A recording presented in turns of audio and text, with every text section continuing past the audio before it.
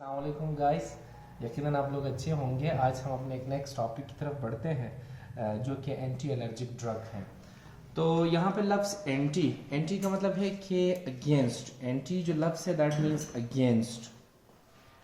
Against और allergic basically allergic conditions को denote कर रहा है। यानी वो ड्रग्स, वो मेडिसिन, ड्रग्स यानी कि मेडिसिन, वो ड्रग्स जो हम इन एलर्जिक कंडीशन के अगेंस्ट इस्तेमाल करें उन्हें हम एंटी एलर्जिक ड्रग्स कहेंगे।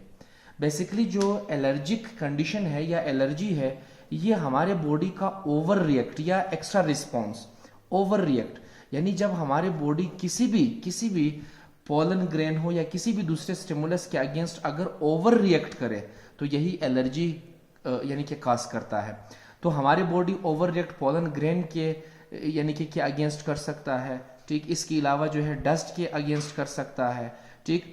इसके अलावा जो है स्मोक के अगेंस्ट कर सकता है। इसके अलावा सीजन यानी कि सीजनल जो है वो हो सकती है। दूसरे जो इंसेक्ट्स है या आसपास दूसरे जानवर है तो उन जानवरों, उन एनिमल्स के अगेंस्ट हमारे बॉडी जो है वो ओवर रिएक्ट कर सकते हैं, जो कि हमारे बॉडी में क्या करता है, हमारे बॉडी में हमारा इम्यून सिस्टम, हमारा क़ुव्वत मुदाफ़ियत करता है। बेसिकली क़ुव्वत मुदाफ़ियत करता क्या है, ये हमारे बॉडी जो है वो एक यानी कि वो एक हिस्टामीन जो है प्रोड्यूस करता है। जब ये हिस्टामीन प्रोडक्शन ज़्यादा से ज़्यादा हो तो हिस्टामीन के प्रोडक्शन ज़्यादा होने की वजह से जो है एलर्जिक कंडीशनिंग जो है वो काज होते जाएंगे। एलर्जिक कंडीशनिंग से मुराद ये है कि एक पेशेंट को ईचिंग हो सकता है, यानी एक पेशेंट को ईचिंग हो सकता है, पेशेंट के बॉडी जो है वो रेड हो सकती है।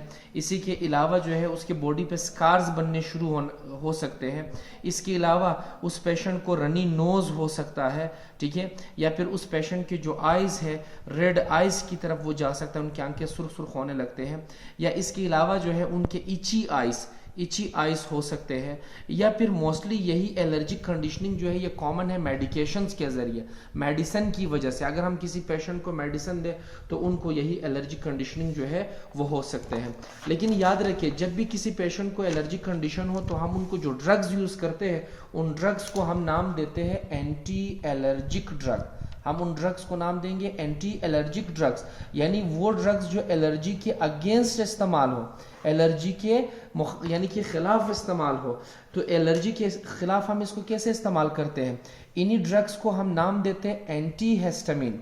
तो एंटी हिस्टामीन, जो हिस्टामीन पैदा हो रहा था, ये इन्होंने उसी हिस्टामीन को जो है क्या करना है, इनकी प्रोडक्शन को इनहिबिट करना है, स्टॉप करना है। जब हिस्टामीन की यानी कि प्रोडक्शन इनहिबिट हो तो जो एलर्जिक कंडीशनिंग प्रोड्यूस हो रहे थे वो सारे के सारे यानी कि एलर्जिक कंडीशनिंग जो है वो स्टॉप हो जाएंगे और पेशेंट मजीद एलर्जिक कंडीशन की तरफ नहीं जाएगा।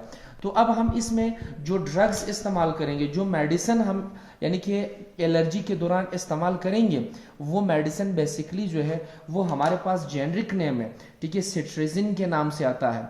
तो सिट्रेजिन के नाम से, ठीक है, सिट्रेजिन जो है वो अगर हम ब्रांड नेम में देखें, मार्केट में देखें तो ये ज़ायरेटेक के नाम से भी आ सकता है, जो कि हमें टैबलेट फॉर्म में या फिर सिरप फॉर्म में हमें मिल सकते हैं। तो ज़ायरेटेक या सिट्रेजिन बेसिकली यही एंटी एलर्जिक ड्रग है। इसी के अलावा अगर हम बात करें तो हमारे पास लिवोसिट्रेजिन है। लिवोसिट्रेजिन टी डे के नाम से आता है या फिर एटीज़ा के नाम से आता है। जैसे कि यहाँ पे हमारे पास एक सिरप है एटीज़ा, तो एटीज़ा में मौजूद जो है वो क्या है, लिवोसिट्रेजिन। तो यही लिवोसिट्रेजिन भी एक एंटी एलर्जिक ड्रग है। इसके अलावा यही सिट्रेजिन जो हमने ऊपर डिस्कस किया रिजेक्स नाम से आता है, ठीक है, तो ये इनकी ब्रांड नेम है, कंपनी नेम है, और सिट्रेजिन जो है इनका फॉर्मूला है, ठीक है।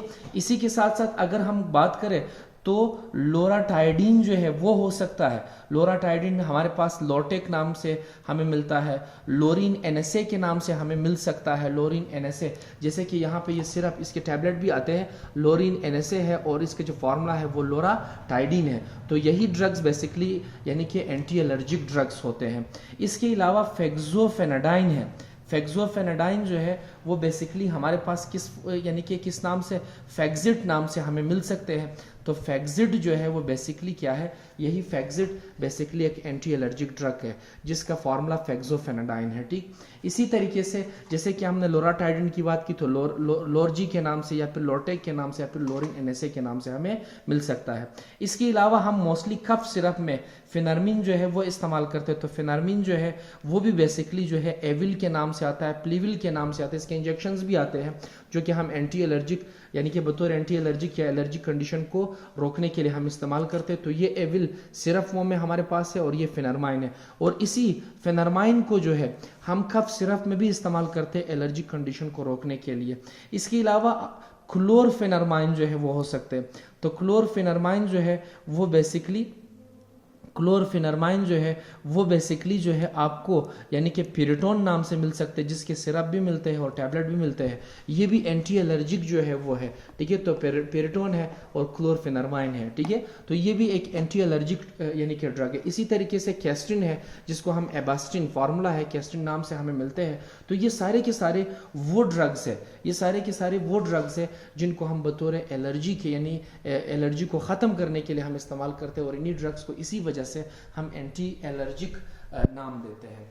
So anti allergic drugs basically anti histamine drugs है जिनको हम यानी कि इस कंडीशन के लिए इस्तेमाल करते हैं ताकि हम एक पेशेंट के एलर्जी को जो है वो दूरी की तरफ लेके जाए। जो कि एलर्जी एक ओवर रिएक्ट रिस्पॉन्स था बॉडी का, इम्यून सिस्टम का, तो उसी के अगेंस्ट हमने जाना है और उस हिस्टामिन को जिनकी प्रोडक्शन जैसे ही बढ़ती जा रही थी हमने इसी एंटी एलर्जिक ड्रग से उनकी प्रोडक्शन को कम से कम करनी है। तो यहाँ तक आपको टॉपिक जो है वो रिगार्डिंग एंटी एलर्जी कंप्लीट हो जाता है। Thank you so much. इंशाल्लाह हम अपने नेक्स्ट वीडियो में साथ होंगे।